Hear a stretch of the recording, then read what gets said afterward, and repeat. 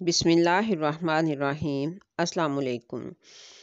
मेरा आज का टॉपिक है राइस फ्लोर लड्डू यानी चावल की पिन्नी। ये पिन्नियाँ जो हैं ये मैं दूसरी मर्तबा ये वीडियो बना रही हूँ चावल की पिन्नियों की। मेरी पहले भी एक वीडियो है, इसलिए मैंने इसके साथ 2 नंबर लिखा है। तो ये किसी की फ़रमाइश पे, बार-बार की फ़रमाइश पे मैंने ये दोबारा से वीडियो बनाई है। पहली वीडियो में शायद उनको समझ नहीं आ सकी। तो बहरहाल हमारी ये दूसरी वीडियो पेशी खिदमत है और ये तमाम इंग्रेडिएंट्स हैं जो मैंने इसके लिए इस्तेमाल की हैं। ये 100 ग्राम पीनट्स हैं और ये 100 ग्राम जो हैं ये बादाम है, ये 100 ग्राम ही किशमिश है और तिल हैं ये 50 ग्राम और 50 ग्राम ही कोकोनट है।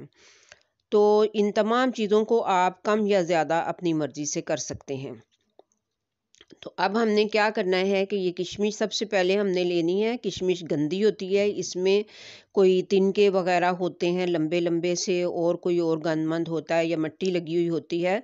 तो हम इसको इस तरह से करेंगे कि कपड़े के ऊपर इसको साफ़ सुथरा कपड़ा आपने लेना है और उसके ऊपर इसको डाल के तो इसको खूब अच्छे तरीके से आपने मसल-मसल के साफ़ करना है। तो ये देखिए इसके अंदर कितने लंबे-लंबे कुछ तिनके हैं और कुछ तिनके जो साथ जुड़े हुए होते हैं उनको भी हमने तोड़ना होता है इसकी डंडियों को।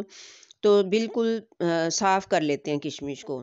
तो इसको आपने कुछ इस तरीके से खूब अच्छे से मल-मल के साफ़ करना है ताकि इसके ऊपर लगी हुई मिट्टी जो है वो अच्छी तरह से उतर जाए।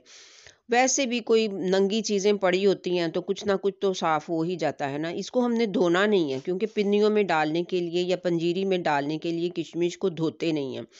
इसी तरीके से साफ़ करते हैं। कोई भी ड्राई फ्रूट जो है उसको धोना नहीं होता। तो इसलिए इस तरीके से भी खूब अच्छे से ये साफ़ हो जाती है।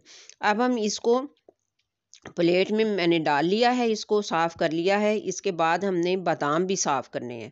इसी कपड़े को अच्छे से झाड़ के और साफ़ वाली साइड ले ली है और इसके ऊपर अब ये बादाम डाल दिए हैं। इन बादामों को भी खूब अच्छे से मल-मल के साफ़ करना है ताकि बादामों के ऊपर कोई मसाला वग़ैरह हो, कुछ भी हो, वो अच्छे तरीके से साफ़ हो जाए, कोई डस्ट हो। और वैसे भी दुकानों पे ये पड़े होते हैं, वैसे ही बाहर अंदर पड़े हों, जैसे भी पड़े हों, बहरहाल सफाई बहुत ज़रूरी है। कुकिंग में सफाई बहुत ज़रूरी है। खुद गंदे रह लें, कुछ भी हो, घर चीज़ें गंदी हों, लेकिन खाने में गंद नहीं होना चाहिए, बिल्कुल भी। तो बहरहाल सफाई तो हर चीज़ में ही होनी चाहिए। अब ये कोकोनट मैंने लिया है, ये देखिए, ये कितना गंदा है। तो इसको भी हमने धोना नहीं है, ये कपड़े का जो कोना है, इसको गीला कर लेना है और इस ऐसे जो नम सा हो जाता है ना कपड़ा, तो उसको खूब अच्छे से इसको हमने साफ़ करना है। आम तौर पे जब हम चावलों वगैरह में डालते हैं तो इसको हम गर्म पानी में डाल के तो अच्छे तरीके से साफ़ कर लेते हैं, वो साफ़ हो जाता है। लेकिन यहाँ पे हमने इसको पानी में नहीं डालना, नम कपड़ा करके तो इसको खूब अच्छे से अंदर बाहर से रगड़-रगड़ के तो साफ़ कर लेना है। कुछ थोड़ा जो ऊपर येलो-येलो सा अगर रह भी जाए तो बाद में वो छुरी से खुरच के तो उसको साफ़ कर लें, नीचे से साफ़ वाला खोपरा निकाल लें। तो इस तरीके से आपने करना है, पहले नम कपड़े से और फिर बाद में आपने इसको ड्राई कपड़े के साथ भी साफ़ करना है। ये देखिए, अब हमने इसको ड्राई कपड़े के साथ भी साफ़ कर लिया है। अब ये बिल्कुल साफ़ हो चुका और ड्राई भी हो चुका। अब हमने इसको काट लेना है। इस तरीके से जो पीसेस हैं इसके कर लेने हैं। ये देखिए, छोटे-छोटे से पीसेस, लेकिन बारीक-बारीक काटना आपने, बहुत मोटा-मोटा नहीं। किशमिश भी हमने साफ़ कर ली है खूब अच्छे से, ये भी साफ़ हो चुकी है। तो अब ये बादाम जो हैं इनको हमने इस तरीके से काट लेना है, कुछ 2-2 पीस करके। यानी एक बादाम को दरमियान में से आपने इस तरह काट के तो 2-2 पीस कर लेने हैं, साबुत नहीं रहने देने हैं। तो अगर कड़वे का खदशा हो तो टेस्ट भी कर लें। तो ये ले देखें, हमारी सारी चीज़ें जो हैं ये रेडी हो चुकी हैं। बादाम भी कट चुके, खोपरा भी कट चुका, किशमिश भी साफ़ हो चुकी, पीनट और तिल भी साफ़ हो चुके। अब ये तिल जो आपने लेने हैं ये इस तरह के लेने हैं। आजकल सर्दियों में ना मिलते हैं तिल, भुने हुए तिल, ये भुने हुए होते हैं। तो ये बड़े अच्छे टेस्टी तिल होते हैं, बहुत मज़े के लगते हैं। ये खाली भी खाए जाते हैं। मैं तो चावल भून के उनमें भी डाल के खा लेती हूँ। ये चावलों का आटा मैंने ले लिया है। ये 1 किलो आटा है और ये आधा किलो चीनी मैंने ली है। चावल का जो आटा है वो आपने बाज़ार से लेना है तो मोटा आटा कह के लेना है, बारीक वाला नहीं लेना। तो वरना घर में चावलों को धो के सुखा के पीस के तो अपनी मर्ज़ी से आटा आप ग्राइंड कर सकते हैं। पिसा हुआ लेना है तो वो उस दुकानदार को कह दें कि पिन्नियाँ बनानी है तो वो आटा चाहिए। अब ये मैंने एक पैन में घी को डाल लिया है और इसको बिल्कुल लो फ्लेम पे मैंने चूल्हे पे रख दिया है। तो अब आप देखिए कि आपने घी कम या ज़्यादा अपनी मर्ज़ी से कर लेना है। ज़रूरी नहीं है कि आप 100 ग्राम लें, ज़रूरी नहीं है आप इससे ज़्यादा लें, ज़रूरी नहीं है इससे कम लें, जितना आपको सूट करता है। अब मैंने इसके अंदर चावलों का आटा डाल दिया है। अच्छा, घी के बारे में मैं आपको बता दूं कि घी जो है वो कम डालेंगे तो पिन्नियाँ आपकी ज़रा टाइट बनेंगी, सख्त बनेंगी, और अगर ज़्यादा डालेंगे तो पिन्नियाँ सॉफ्ट बनेंगी, नरम नरम।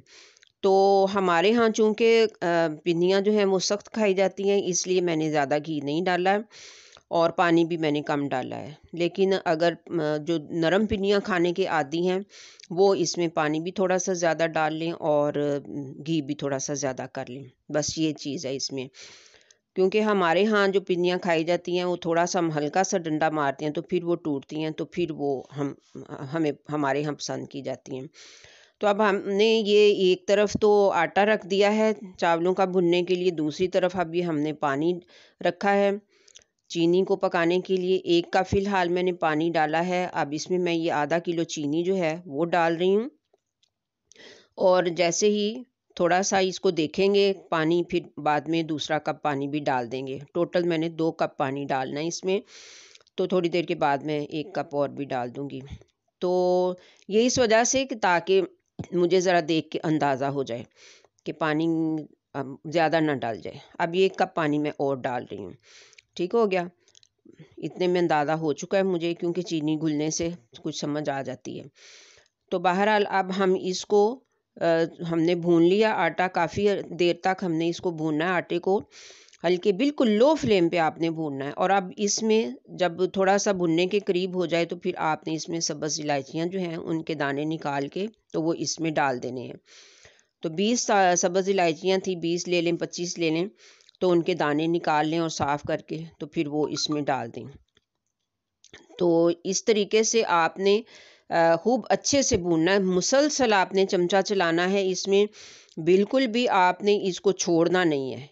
तो अब उस वक़्त तक आपने इसको भूनना है जब तक कि आप इसको टेस्ट करें तो ये हल्की सी क्रंची सी हो जाए। आटा जो है ये आपको क्रंची सा लगे, यानी मुँह में डालें तो चबाने में वो कुड़-कुड़ सा हो, सॉफ्ट सॉफ्ट ना हो। तो फिर आटा जो है ये आपका समझ लें कि भुन गया है। तो फिर आपने इसमें ड्राई फ्रूट भी डाल देना है। तो ये हमारा आटा जो है ये भुन चुका है, क्रंची हो चुका है, मैंने टेस्ट किया है। तो अब मैं इसके अंदर ये सारा ड्राई फ्रूट जो मैंने इकट्ठा करके एक बर्तन में रख दिया था, वो सारा मैंने इसमें डाल दिया। अब इसको 1 डेढ़ मिनट तक इसके साथ भी फिर इसको भून लेंगे। बिल्कुल लो फ्लेम होना चाहिए, दम से भी कम की आग में आपने आटे को भी भूनना है और फिर बाद में ड्राई फ्रूट डाल के भी इस तरह से भूनना है। तेज़ आंच पे बिल्कुल भी नहीं, हल्की सी भी तेज़ आंच नहीं चाहिए। अब ये आटा जो है हमारा भुन चुका, अब हम देखते हैं हमारी जो चाशनी है वो रेडी हुई कि नहीं हुई। अब चाशनी को रेडी करने के लिए आपने इस तरह से देखना है कि वो हल्की-हल्की गाढ़ी सी तो हो जाए, लेकिन जो है वो तार नहीं बंधनी चाहिए। चाशनी गाढ़ी ज़रूर हो लेकिन तार नहीं बंधनी चाहिए। ये देखिए, आप देख रहे हैं इसमें आप चिपकने के करीब तो है लेकिन चिपक नहीं रही मेरी उँगलियाँ, कोई तार नहीं बंध रही। तो जब हम इसको ऐसे करके चमचे के साथ ऐसे गिराते हैं तो ये देखें गाढ़ी-गाढ़ी तो नज़र आ रही है, ड्रॉप भी हल्का गिर रहा है, लेकिन ज़रा थोड़ी देर से गिरता है जब, तो समझ लें आपकी चाशनी जो है ये तैयार हो गई है। तो अब ये चाशनी हमारी तैयार हो चुकी, तो इसको अब हमने ये नीचे उतार लिया आटे को। अब हम इसके अंदर ये सारी चाशनी जो है इसको डाल देते हैं। एकदम से आपने सारी चाशनी डाल देनी है और फिर आपने इसको तेज़ी-तेज़ी के साथ मिक्स करना है। मेरी ज़रा हाथ में थोड़ी-सी तकलीफ़ है, मुझसे तेज़ी से होगा नहीं, लेकिन बहरहाल आपने तेज़ी-तेज़ी के साथ मिक्स करना है इसको। तो जल्दी-जल्दी इसको मिक्स कर लें, ठंडा ना होने पाए, और गरम-गरम की ही आपने इसकी पिन्नियाँ बनानी हैं। ये ठंडा हो जाने पे ये मिक्स पूरी तरह भी नहीं होगा और ना ही इसकी पिन्नियाँ जो हैं वो बनेंगी, फिर वो जुड़ेंगी नहीं बिल्कुल भी। इसकी बाइंडिंग बहुत फिर मुश्किल होती है, मुश्किल क्या नामुमकिन ही होती है।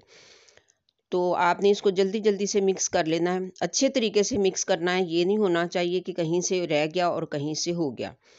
जो सारा अच्छे तरीके से आप मिक्स कर लें। तो फिर इसके बाद आपने जब मिक्स हो जाता है तो फिर 1 या 2 लोग मिलके इसकी पिन्नियाँ बनाएं तो अच्छा है। एक बंदे से बनेंगी तो तब तक जितनी सर्दी पड़ रही है इस वक्त वो ठंडा हो जाएगा। इसलिए कोशिश करें कि 2 लोग मिलके इसकी पिन्नियाँ बनाएं ताकि जल्दी जल्दी पिन्नियाँ बन जाएं। पिन्नियों का साइज़ जो है वो आप अपनी मर्ज़ी से रख सकते हैं, छोटा या बड़ा। बहरहाल दरमियाना साइज़ ही रखना चाहिए, वही खूबसूरत लगती हैं। बहुत बड़ी बड़ी भी खूबसूरत नहीं लगती और बिल्कुल छोटी छोटी सी भी गोलियां सी अच्छी नहीं लगती। तो अब ये जो पिन्नियाँ हमारी बन के तैयार होंगी ना, ये ऐसी होंगी कि आपको हल्की सी चोट दे के तोड़नी पड़ेंगी। ऐसा नहीं कि बहुत ज़ोर ज़ोर से मारने पड़ेंगे डंडे, हल्की सी चोट दे के तो ये तोड़नी पड़ेंगी और ये उसी तरह से कुड़कुड़ाती हुई बनेंगी, कर्च कर्च करती हुई। सॉफ्ट बिल्कुल नहीं होंगी। तो अब हम पिन्नियाँ बना लेते हैं। अब तेज़ी तेज़ी से हमने हाथ चलाने हैं, जल्दी जल्दी से पिन्नियाँ बनानी हैं। अगर आटा आपके पास ज़्यादा हो, ज़्यादा पिन्नियाँ बनाने के लिए, तो फिर आप 3-4 लोग मिल जाएं, 5 लोग मिल जाएं और जल्दी जल्दी से हाथ चलाएं और जल्दी जल्दी पिन्नियाँ बना लें, क्योंकि सर्दी में ये जल्दी से ठंडा हो जाता है और बनाना आपने गरम गरम ही है। हाथ तो जलते हैं लेकिन काम इसी तरीके से ही करना है। हमारी माएँ तो ऐसे ही काम करती थीं। आजकल की बच्चियाँ तो बिल्कुल हाथ लगाते भी डरेंगी कि हाय ये हाथ जल गए, हाय हाथ जल गए।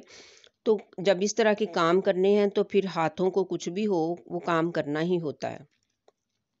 लीजिए जनाब, अब ये हमारी पिन्नियाँ जो हैं ये बन के तो रेडी हो चुकी हैं। अब हम इनको इस तरह से अलग अलग रखेंगे ताकि ये सूख जाएं। एक दूसरे के ऊपर नहीं रखना, गीली गीली पिन्नियों को एक दूसरे के ऊपर नहीं रखना, वरना ये आपस में जुड़ जाएंगी, टूटेंगी नहीं फिर। अब ये हमारी पिन्नियाँ जो हैं वो ड्राई हो गई तो मैंने इनको इस तरीके से भी रख लिया है। तो ये आप देख सकते हैं इनका ड्राई फ्रूट जो है वो कितना अच्छा इसमें डला है, बिल्कुल भी कम नहीं है। और ये बड़ी खूबसूरत और बड़ी ही मज़े की पिन्नियाँ बनी हैं माशाल्लाह, बहुत अच्छा टेस्ट है इनका। तो बाकी कमी बेशी मैंने आपको बता दी है, वो आपने उसी तरह से करनी है। तो इंशाल्लाह ये आपको पिन्नियाँ बहुत पसंद आएंगी। मिलते हैं फिर नेक्स्ट किसी और अच्छी वीडियो के साथ इंशाल्लाह।